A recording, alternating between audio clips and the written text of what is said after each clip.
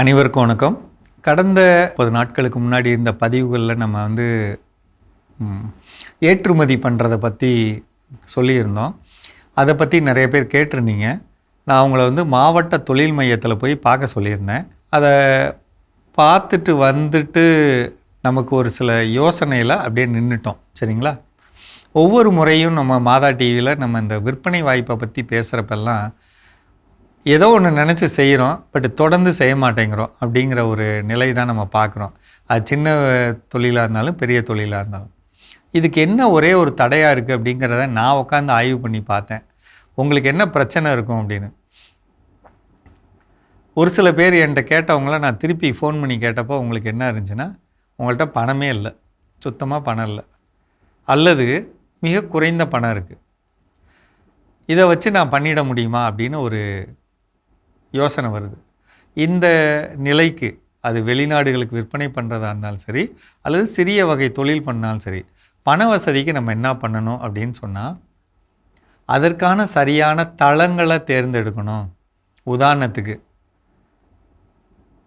அன்றைக்கி ஒரு செங்கல்பட்டுலேருந்து ஒருத்தங்க புளியங்கொட்டையை உடச்சி அந்த புளியை பரப்புகிற அந்த மிஷின் வேணும், அந்த தொழில் பண்ணுறேன்னு சொல்லி கேட்டிங்க.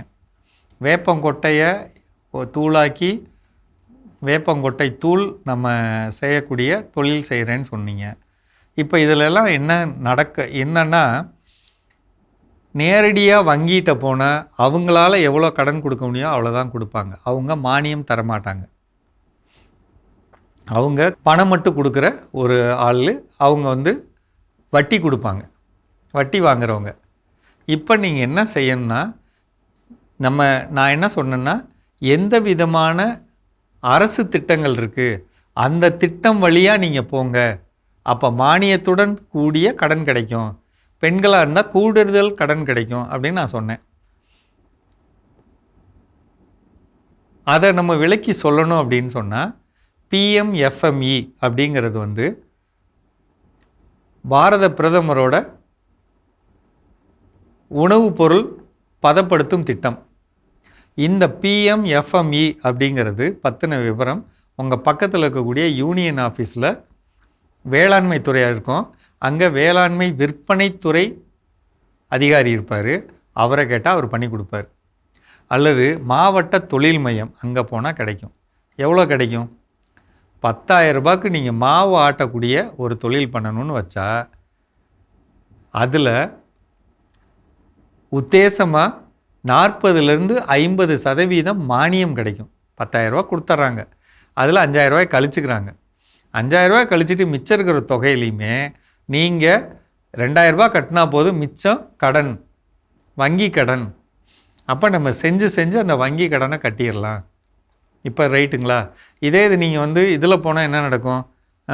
பேங்க்குக்கு போனால் பேங்க்குக்காரங்க என்ன செய்வாங்கன்னா, நீங்கள் 20% பணம் கொடுங்க, நான் 80% கொடுக்குறேன், ஆனால் அந்த 80%க்கு நீங்கள் வட்டி கட்டணும்பாங்க. இதை தான் நான் என்ன சொல்கிறேன்னா, திட்டங்கள் மூலமாக போகணும். அதை தான் இன்னும் ஏற்றுமதி பண்ணுறவங்களுக்கு என்ன அப்படின்னா, டிஸ்ட்ரிக்ட் இண்டஸ்ட்ரியல் சென்டர் டிக் இருக்குது. அங்கே போனீங்கன்னா ஏற்றுமதிக்கான ஒரு சில, நான் கடந்த முறை சொன்ன மாதிரி IE கோடு வாங்கிறது, DGFTயில் நம்ம பதிவு செய்கிறது, அந்த மாதிரியான ஒரு சில காரியங்கள் இருக்குது. இதை முடிஞ்சதுக்கப்புறம் நான் வேளாண் சார்ந்த ஒரு பணி பண்ணுறேன் அப்படின்னு சொன்னால், அக்ரிகல்ச்சர் இன்ஃப்ராஸ்ட்ரக்சர் ஃபண்ட் AIF அப்படின்னு இருக்குது. அது யார்கிட்ட தெரிஞ்சுக்கணும்?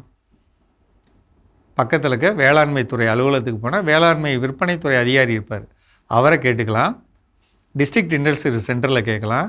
AIF இந்த இதில் விண்ணப்பம் கொடுத்து அதற்கான படிவங்களெல்லாம் இணைச்சி உங்களோட ப்ராஜெக்ட் ரிப்போர்ட்டையும் இணைச்சி அங்கே கொடுத்தீங்கன்னா, அவங்க நான் கடந்த முறை நான் சொன்ன மாதிரி 2 கோடி ரூபாய் வரையிலும் உங்களுக்கு கடன் உதவி பண்ணுறாங்க.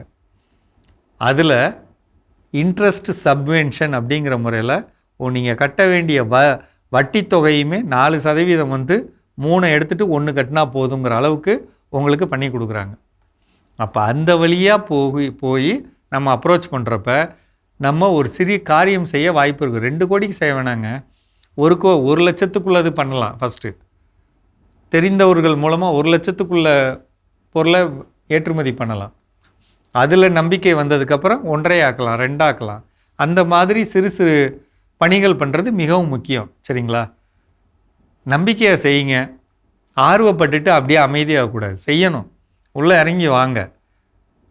ஒருத்தட்ட போய் கேட்கணும்னு சொன்னால் கேட்கணும். கேட்டால் தானே நமக்கு தெரியும். கேட்காம அப்படியே விட்டுட்டோம்னா நம்ம ஆசை போயிடும்ல. எப்படி முன்னேறுறது? வழிகள் நிறையா இருக்குது. சரிங்களா? வாங்க, மீண்டும் சந்திப்போம்.